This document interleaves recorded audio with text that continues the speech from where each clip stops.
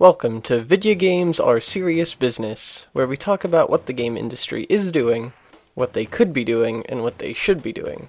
Today's topic is, what will we see at PlayStation Meeting 2013? Almost everyone, myself included, believes that this will be the announcement of the PlayStation 4. Here's a quick explanation as to why. The last PlayStation meeting was in 2011, where Sony announced the PlayStation Vita, known as the NGP at that time.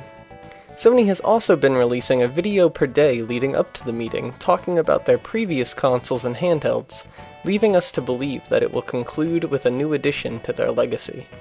So what specifically do I think we'll see? I believe we'll be shown both pictures of and actual physical examples of both the PlayStation 4 and its new controller. As far as the actual console, it will have a new user interface, or UI, rather than the cross-media bar used by the PS3 and PSP.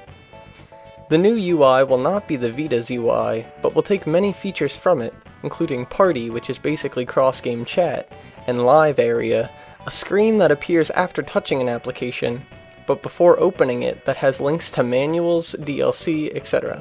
The UI will run incredibly smooth due to a large amount of dedicated RAM, allowing things like instantaneously tabbing in and out of games and multiple apps running at once. The system will also have features for sharing your playing experience with others, remembering your last 15 minutes of gameplay so you can upload video clips to YouTube and screenshots to Facebook and Twitter. Switching to the PS4's controller now, if the recently leaked picture really is a prototype of one, then we'll be seeing some significant changes to the DualShock. New features we could see are a move light on top of the controller, a front touchscreen, and an integrated speaker and mic with a headphone jack for the speaker. Seeing as the Vita has all of these features and more, sans for the move light, the Vita will also be allowed to be used as a controller for the PS4.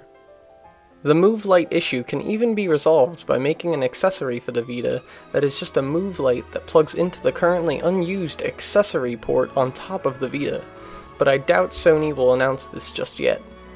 Seeing the move light on the controller really makes me think that Sony will start pushing the Move harder, and this will be done partly through the introduction of a new, higher resolution EyeToy.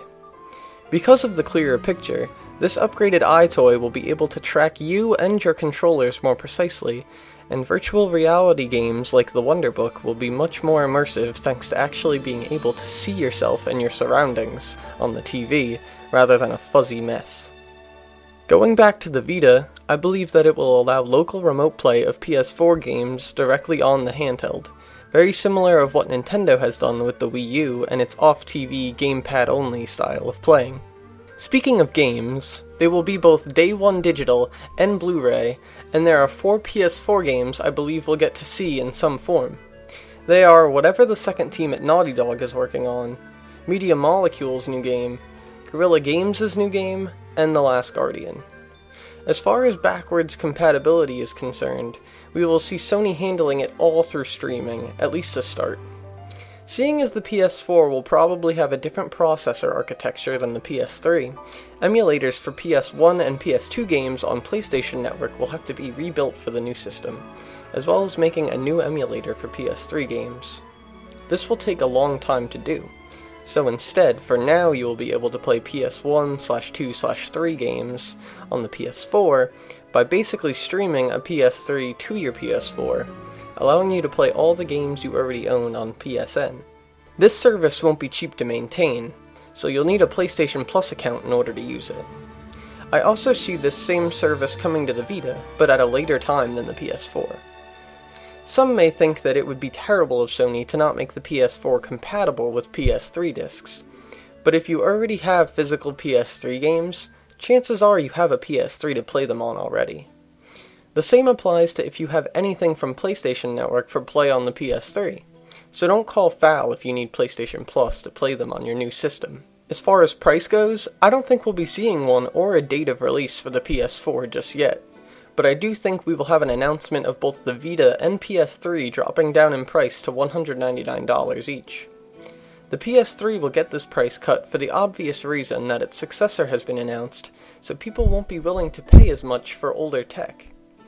The Vita will drop in price as it has been out in North America for almost exactly 1 year now, and it really needs one, as well as the fact that Sony just announced that both models of the Vita will be dropping down to 19,980 yen in Japan. I believe that the Vita's memory cards will also be getting a price cut, albeit a less substantial one than the actual system. So there are my predictions for PlayStation Meeting 2013.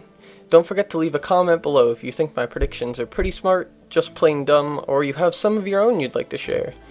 You can click the like button if you enjoyed this video, and subscribe for more in the future. And don't forget, Vidya Gaems are serious business!